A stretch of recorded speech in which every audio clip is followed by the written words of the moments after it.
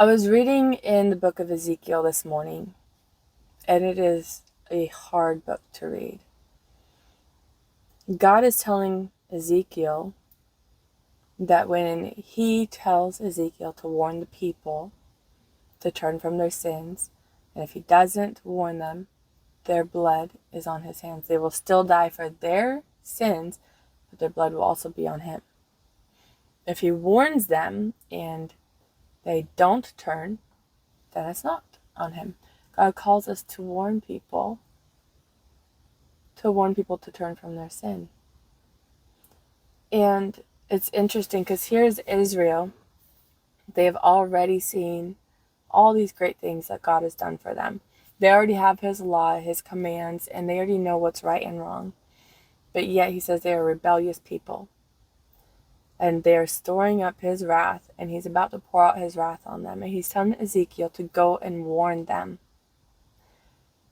And you read about how God is telling him that the enemy is going to come against them. They're going to die by sword and famine, and some of them are going to be carried away.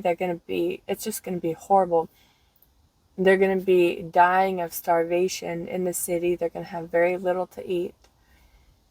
And it's going to be so bad to the point where the mothers will even eat their own children. And the children will even eat their own parents. That is really hard to think about. I don't even want to think about it. That just sounds so horrible. And I was thinking, why so harsh? Why such a harsh punishment, it feels like, from God, that it would go so deep to that depth? And then it's like he had me step back and look.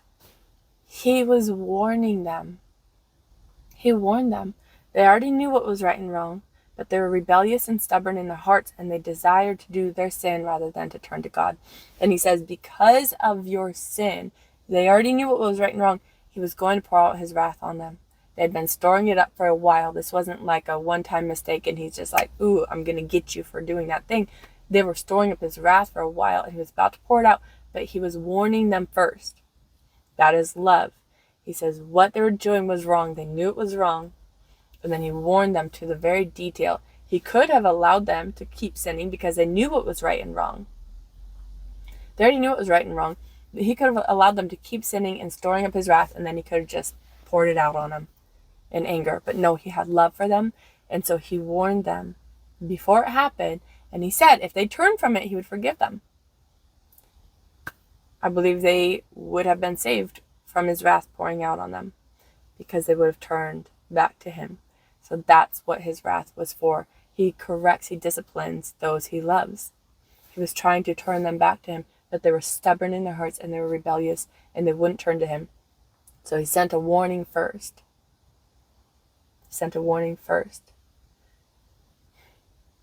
Then you think,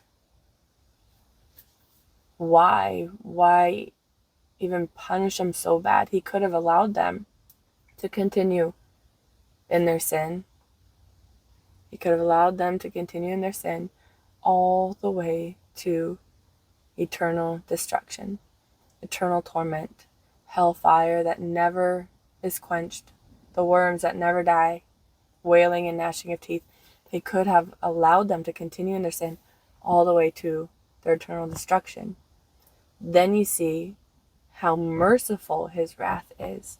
If they knew what was right and wrong and they chose to do wrong, they're storing up his wrath, and he warns them. That is love and that is mercy. He warns them first so that they could turn if they chose to. But if they decided to stay in their sin and not heed his warnings, then they were bringing that wrath on themselves. And he is so merciful that he would pour out his wrath on his people, that he would discipline those he loves, because his wrath is temporary. God's discipline, it even says in the Bible that discipline is not fun in the moment, right? It's not fun in the moment, but his discipline is temporary compared to eternity in hell. He has so much love for us that when he corrects us, he will warn us first. We know what's right and wrong. and yet we choose to do wrong, then he will warn us first, and then he will pour out his wrath, his correction, his discipline, that maybe we might turn back to him and be saved from eternity in hell. That is a God of love. That is a God of love. He could allow us to continue in our sin all the way to our eternal damnation, to our eternal destruction, our eternal torment. But he warns us because of his love. And then if we don't listen, he even goes so far as to punish and discipline because of his love. It's not that he wants to see us suffer. It's not that he wants to do these things to his people, to allow them to suffer like this.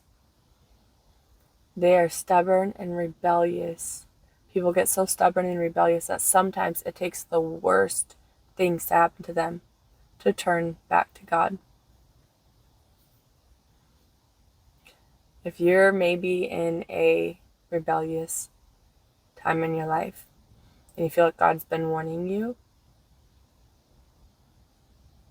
I would definitely say turn back before he pours out his discipline, because it's not fun. He's a God of mercy. He's a God of love. And he wants to save you from something that is eternal, that you do not get to escape from. Once you're there, you're there. He's a God of love. He's a God of mercy. He wants to save you from hell. And he'll do anything he can. He'll go to the greatest lengths to try to save you from there, because he desires you and he loves you and he desires to save your soul.